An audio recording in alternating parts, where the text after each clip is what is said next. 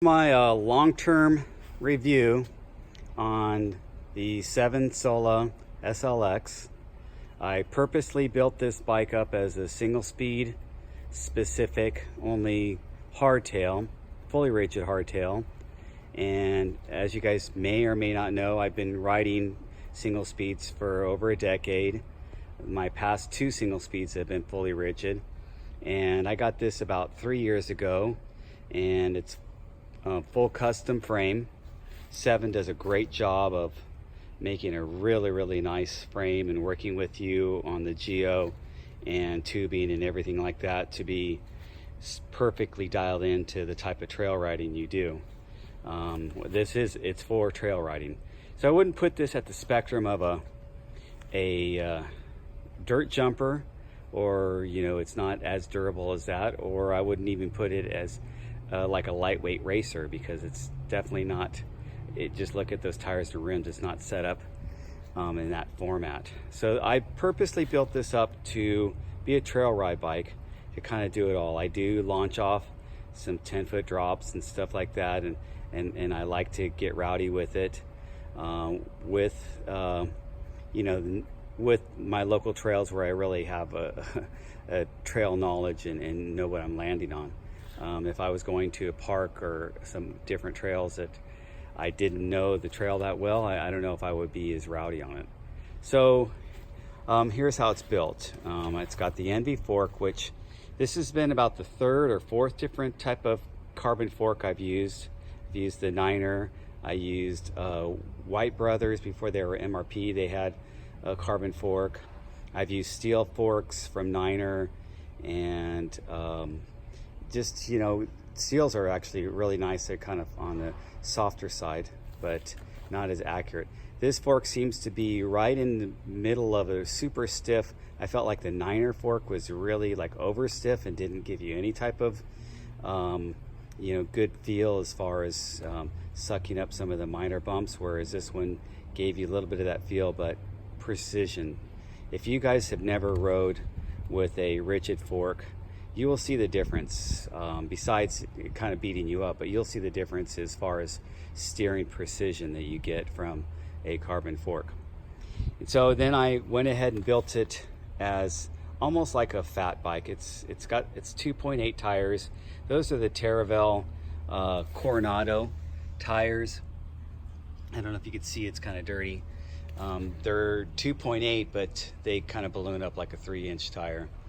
And I have nice wide rims, WTB ASIM 35 rims. It's 35 millimeter internal width. I wouldn't really mess around with anything less than 30 on my bikes. Matter of fact, even my gravel bike has a 25 or 26 internal millimeter. I just put these Shimano XTR brakes on about a month ago, and I really like the feel of them. Oh my gosh, the modulation of the new Shimano brakes is just, it sets it to another level. I've always liked the simplicity and easy setup of the Shimanos. They're very predictable, but they've always been on the grabby side. If people know that about brakes, Shimanos have been on the more grabby side. This took care of that, and it's not as grabby, and definitely more modulation, and super powerful, because now it's got the dual pistons calipers.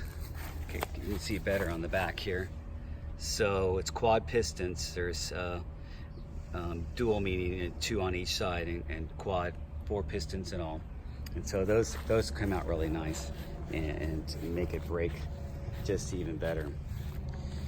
I went ahead and upgraded the pedals. I'm always getting Shimano's latest rendition of their XT or XTR pedals, and I upgraded those. I switched out, I don't know if you guys saw some of my old reviews, I had the cranks were the race face Next cranks, and I liked them. They were the original ones that were made in Canada, and then I got a new set when I first built this up and put them on here, but they ended up just being creaky, and sometimes they got loose right here or bent right there at the axle insert, and so I went back to aluminum. And you know what, I I felt the stiffness difference. These are stiff as hell, and you felt that right away. Of course, with a single speed, you feel everything. Still had I originally had a Thompson stem. I went ahead and went with the Hope, kind of match everything in, and I wanted to go shorter. This is a 50 millimeter. Before I had a 70, so I dropped it back a little bit more. Originally I built it with the NV bars too, and the Thompson Masterpiece C-post. I had that. And once you have Thompson C-posts, it's kind of like you have your collection of them. They never go bad. They stay looking new all the time. They get a little bit scratched from dropping it.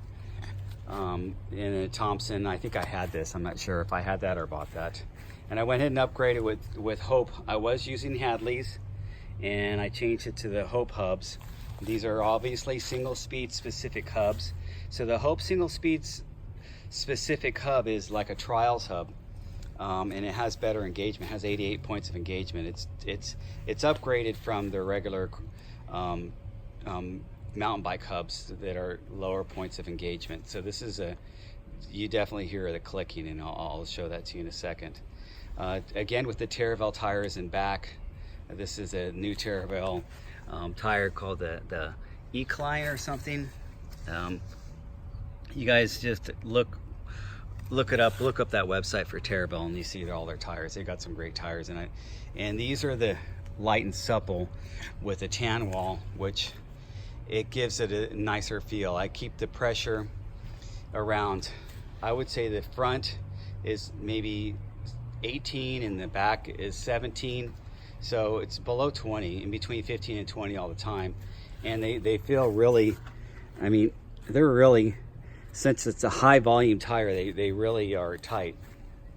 The WTV saddle, I've always loved WTV saddles. That's their SL8 saddle. And let me see, what else do I got going on here? That's pretty much the whole build. And so long-term review, this bike, of course, you spend all that money, you buy a custom bike, you better love it. But I do love it because I'm used to riding rigid single speeds, and this one has the, look at the geometry and has the feel. It's still, the thing about riding a 29er is, especially if you're doing a 29er full suspension, is they have a long wheelbase and they can't get around these tight corners.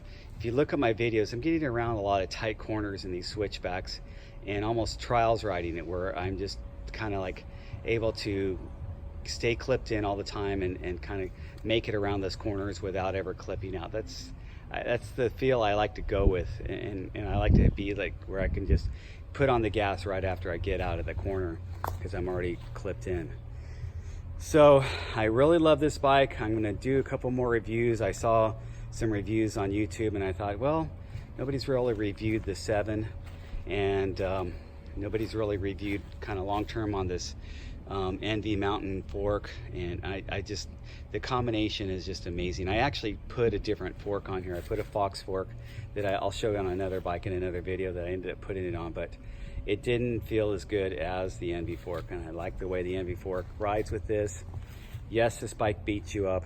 It's a tough bike to get used to, but if you're a single speeder and you like hardtails and you don't mind getting ping-ponged around the trail, and you know that you're going to be able to pull yourself back in the center of the trail eventually, get it, you know, and try it out. I would compare this to like a really like a Hanzo, but going with a lot lighter weight, the Kona Hanzo or something like that, and something that's not quite as short of a wheel with the chainstay, but I could shorten that up. If you notice these dropouts, these paraground dropouts, the slider ones, you could slide them forward, so you can shorten it up if you really wanted to. I have it towards the back just to have room for those big tires.